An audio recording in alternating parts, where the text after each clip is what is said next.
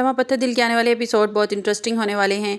क्या मनाहिल माजदा से अपना घर खाली करवा लेगी या हनान शिबा को मना पाएगा? ज़ैन हनान को साफ साफ बता देता है कि इतनी जल्दी हम तुम्हारी जान नहीं छोड़ने वाले, क्योंकि जो कुछ तुमने ज़ारा के साथ किया है, एक एक चीज़ का तुम्हें हिसाब देना होगा।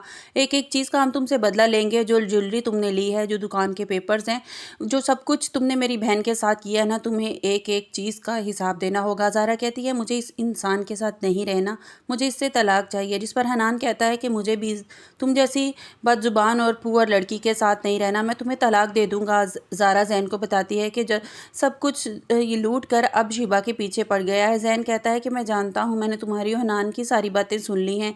ज़ैन कहता है कि तलाक पर बात ख़त्म नहीं होगी, भी पुलिस के हवाले करता हूँ, गिन गिन कर एक एक चीज़ का तुम्हें हिसाब देना होगा, धोखेबाज इंसान।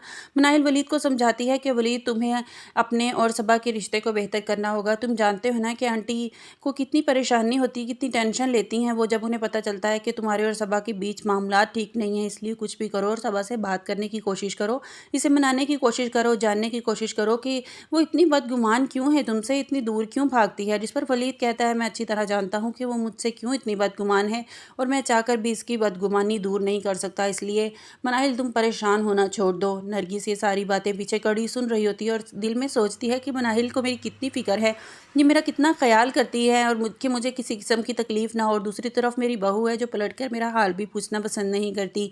मनाहिल नरगिस को समझाती है कि तुम्हें फ़ोन करके अपनी फूफो को बता देना चाहिए कि तुम मेरी तरफ आई हो। जिस पर मनाहिल अपनी फूफो को फ़ोन करती है और कहती है कि मैं अब आप पर यकीन नहीं कर सकती। आपने मेरी शादी एक धोखेबाज इंसान से कर रही थी। बाबर की बीवी ने मुझे भी फ़ोन किया था और सारी हकीकत बता दी थी। आप चाहती थी कि मेरी ज़िंदगी फिर से बर्बाद हो जाए। मैंने क्या नहीं किया आप लोगों के लिए, आप मेरी ज़िंदगी फिर से बर्बाद करना चाहती थी। जिस पर माजदा कहती है कैसी बातें कर रही हो, मुझ पर इतना घटिया इल्ज़ाम लगा रही हो तुमने ये बात, और मुझसे तुम ये बात किस लहजे में कर रही हो? मैं तुम्हारी फूफो हूँ, तुम्हारी बड़ी हूँ, तुम सारी तमीज़ सारी हदें भूल गई हो। मैं तुम्हारा भला चाहती थी, तुम्हारा घर बसाना चाहती थी कि तुम्हारी शादी हो जाए, तुम अपनी घर की हो जाओ।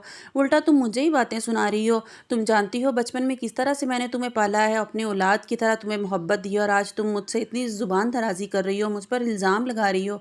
जिस पर मनाहिल कहती है मैं भी इस गलत फहमी में थी कि आप मेरी फूफो मेरे बाप की बहन है, मेरा कभी बुरा नहीं सोच सकती। मैंने अपने कानों से सारी बातें सुन ली, और ज़ैन को भी कोई फ़र्क नहीं पड़ता इस बात से कि मेरी दोबारा शादी हो जाए। वो सिर्फ इस सौदे से गर्ज है जो आपने बाबर से किया। मेरी ज़िंदगी में भले कोई तूफ़ान आ जाए, इससे आप लोगों को कोई लेना देना नहीं है। मनाहिल नरगिस से कहती है कि मैं अब इस घर में वापस नहीं जाऊंगी।